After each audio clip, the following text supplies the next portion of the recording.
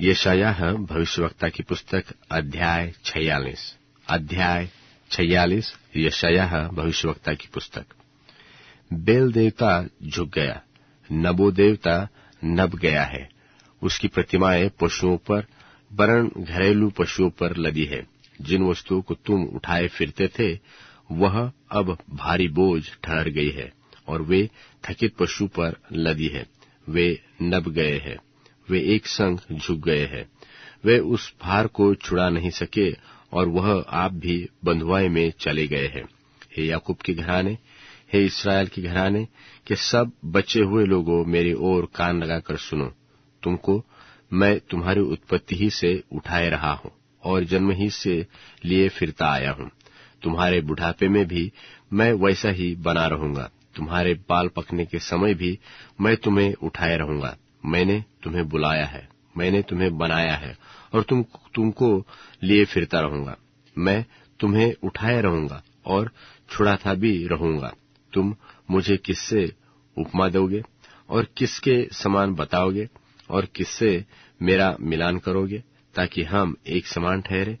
जो थैली से सोना उंडेलते व कांटे में चांदी तौलते हैं, तब सुनार को मजदूरी देकर उससे देवता बनाते हैं।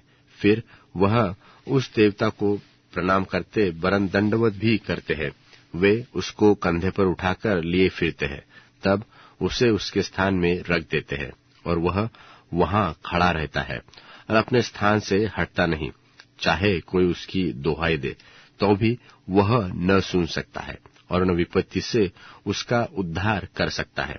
हे अपराधियों, इस बात को स्मरण करो और वीर बनो, इस पर फिर मन लगाओ।